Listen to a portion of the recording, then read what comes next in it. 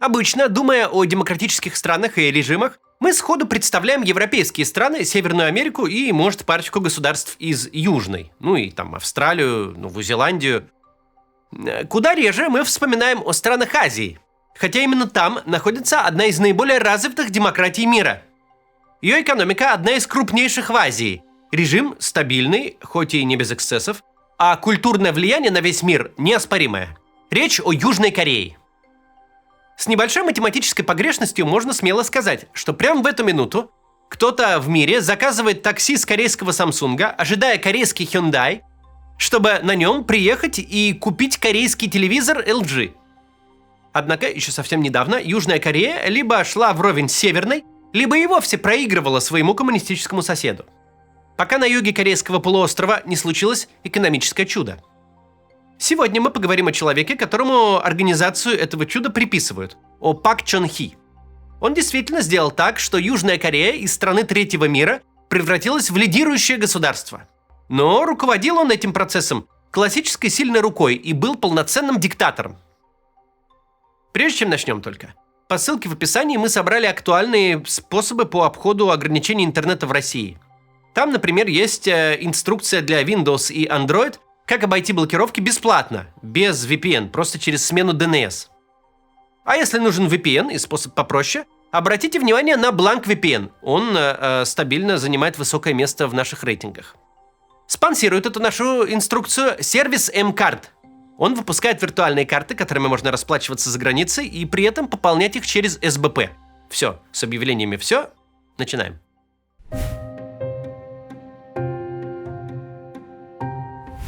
И до, и во время Второй мировой Корея была колонией Японской империи. Когда война закончилась и Япония проиграла, Корею у нее отобрали и оккупировали союзники. Как и с Германией, план был в том, чтобы сконструировать на Корейском полуострове единое государство. Но, как и с Германией, ничего не вышло. На севере, в советской оккупационной зоне, была создана КНДР, Северная Корея, а на юге – проамериканская Республика Корея, Южная Корея. Лидер севера, Ким Ир Сен, продержался без новой войны 2 года, а затем вторгся на юг. Там его быстро отбросили назад американцы, которых позже вынудили отступить китайцы. Так выглядела Корейская война, которая закончилась примерно ничем, но окончательно разделила полуостров на 2 части. Первым президентом Южной Кореи, который был у власти и до Корейской войны, и после, был Ли Сын Ман. Правил он авторитарно, притеснял оппозицию. А после 3 лет изнурительных боев и вовсе попытался подорвать перемирие, которое готовили КНДР и США, потому что надеялся на военную победу. С финансами при этом было плохо. Беднейшая страна с еще допромышленной экономикой сидела на зарубежной помощи и самостоятельно развиваться категорически отказывалась. Жилось там плохо. В 1960-м Ли Сын Ман этот пошел на новый президентский срок. Оказался вообще единственным кандидатом и снова выиграл. Правда, так ему оказалось неинтересно. Поэтому правительство решило смухлевать в одновременных выборах вице-президента и помочь своему кандидату. Тот тоже выиграл, но фальсификации были очевидны всей стране. В общем, когда именно в стране грянут масштабные протесты, было лишь вопросом времени, совсем непродолжительного. Ли Сын Мана снесли с поста президента через 1,5 месяца после выборов. Страна перешла к новой системе, которую называют Второй Корейской Республикой, причем парламентской. Продержалась она ровно год. В 1961 году армия устроила в стране военный переворот. Одним из главных его организаторов оказался влиятельный генерал Пак Чон Хи. Гражданское правительство, узнавшее о готовящемся перевороте буквально за несколько дней, оказало примерно нулевое сопротивление.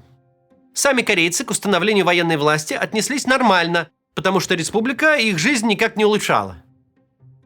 После непродолжительных дворцовых игр Пак Чон Хи стал главой государства, выиграв президентские выборы. На дворе был 1963.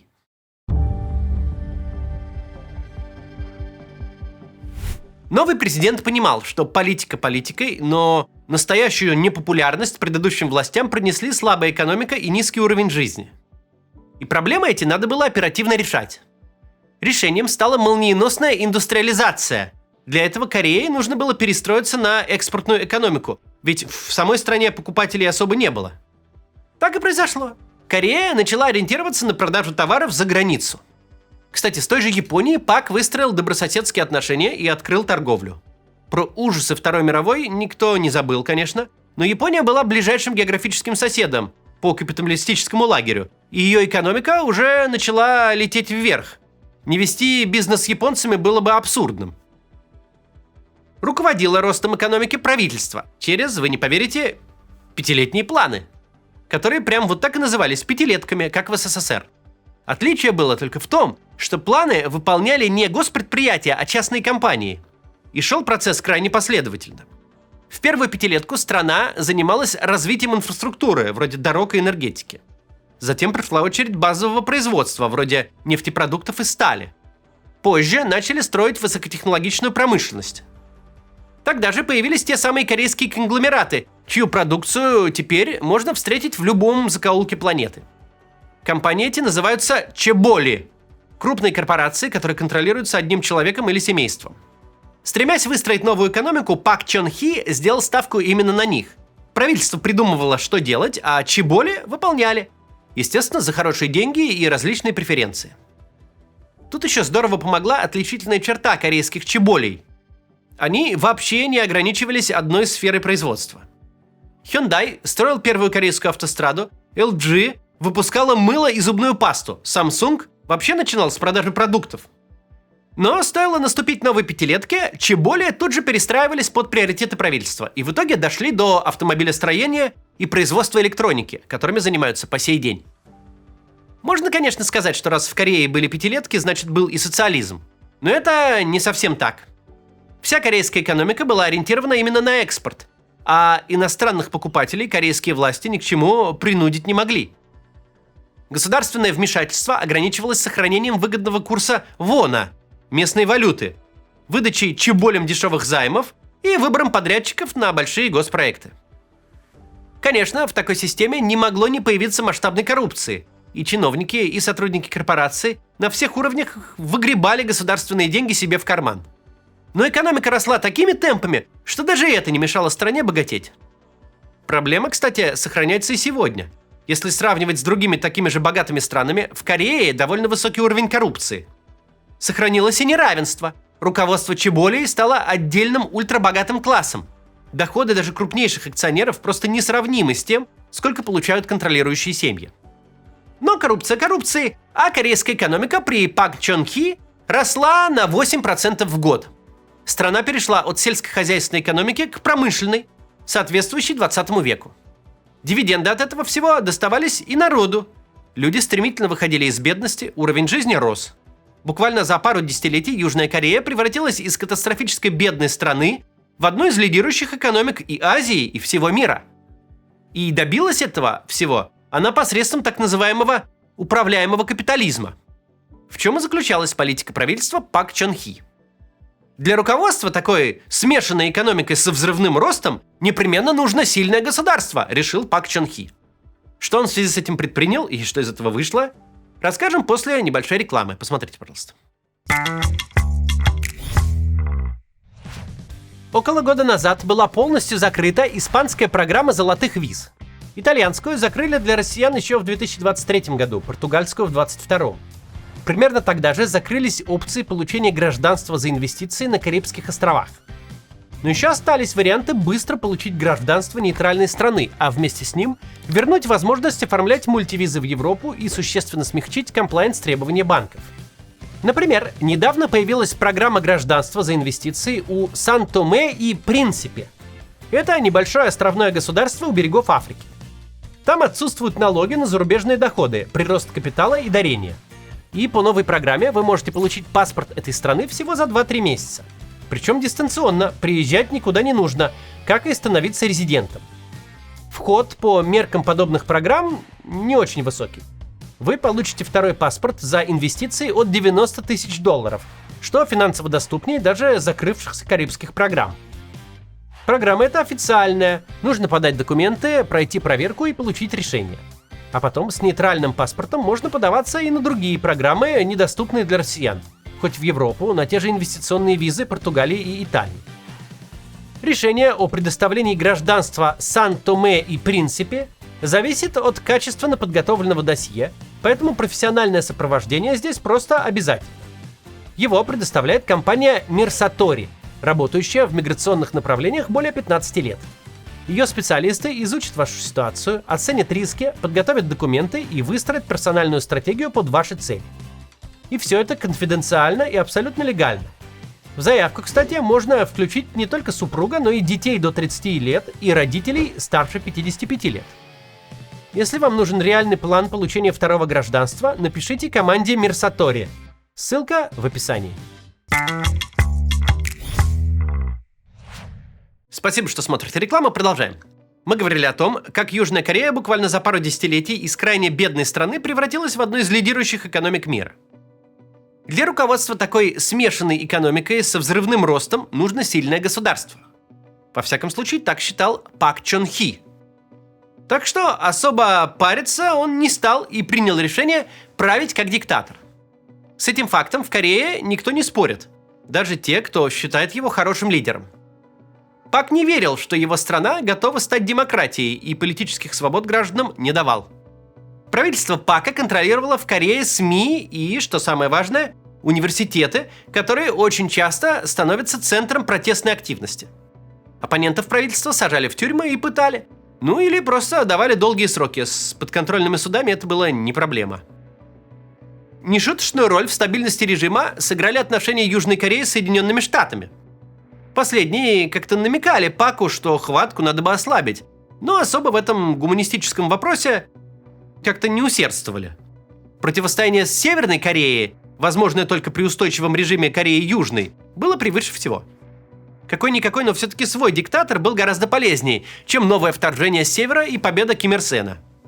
Поэтому очень быстро после переворота в 1961-м американцы заявили о безоговорочной поддержке новых властей.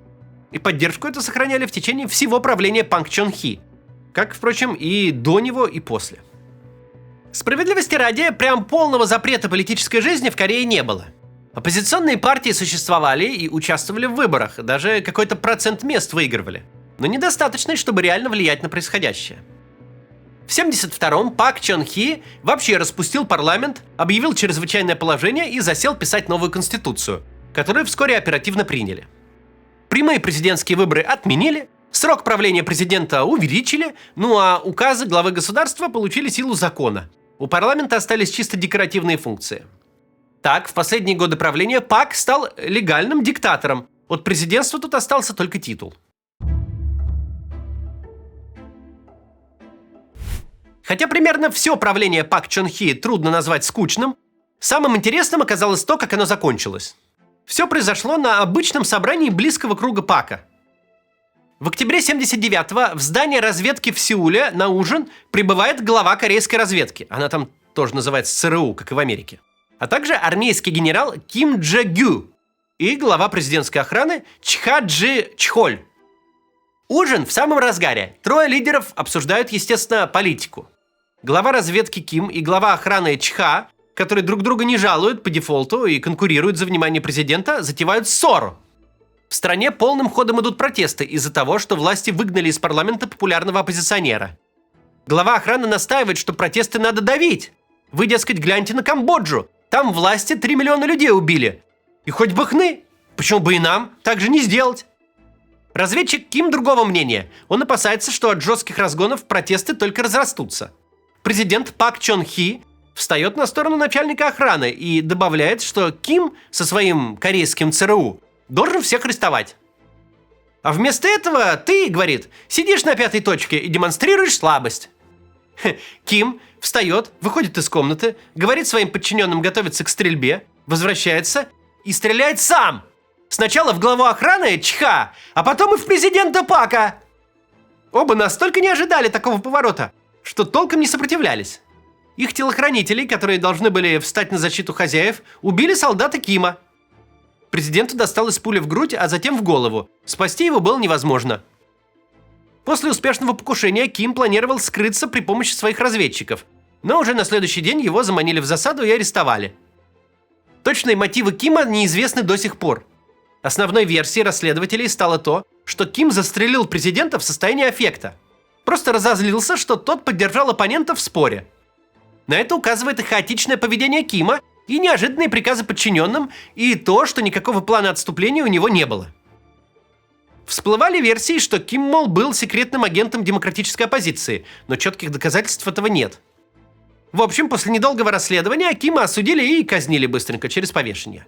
Сомнений в том, что стрелял именно он, не было, а мотивы – это дело десятое.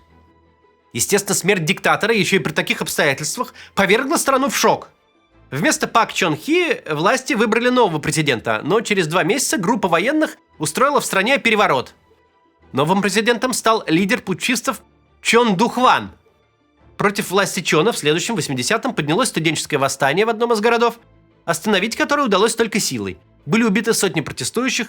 Следующее десятилетие Чон правил по написанной им новой конституции ни разу не либеральней Пака. Продолжалось это до конца 80-х, когда новые протесты привели, наконец, к честным выборам президента. На первых таких выборах победил армейский генерал, а вот на вторых избрали первого демократического президента, того самого оппозиционера, арестовать которого Пак Чон Хи требовал в вечер своего убийства. Вот такие дела.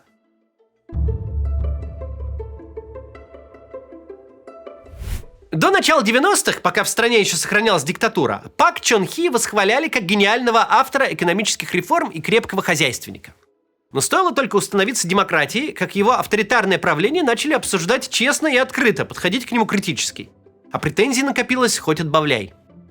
Жертвы его режима реабилитированы, и возвращаться к такому стилю правления никто не предлагает. Чтобы у Пак Чон Хи вновь заговорили с новой силой, понадобился новый, пусть и неудавшийся переворот. 1,5 года назад президент Кореи Юн Сок Йоль объявил военное положение и попытался захватить власть. Но в нынешней Корее такое не прокатило. Военное положение отменили за 1 ночь. Президенту объявили импичмент и посадили в тюрьму. После прививки неограниченной властью череды правителей, диктатуру в Южной Корее никто так просто не установит. И это, наряду с экономическим чудом, наверное, и есть важнейшее наследие Пак Чон Хи, хотя, наверное, он не так хотел. В истории многих стран найдутся целые периоды, когда диктатура буквально переходила из рук в руки. Когда один вождь последовательно сменялся другим, а тот третьим, сохраняя режим и власть любой ценой. Но часто один из диктаторов стоит особняком. Где-то потому, что его репрессии были ни с чем не сравнимы, а где-то потому, что железная рука чудесным образом подняла страну, сделав ее одной из самых процветающих экономик и демократий. Пак Чон Хи был фигурой настолько же противоречивой, насколько важной. Именно ему приписывают превращение Кореи из задворков цивилизации в одну из крупнейших экономик мира. И к нему же отсылают современные южные корейцы, когда речь заходит о том, чтобы свою страну и демократию не сдать. До завтра.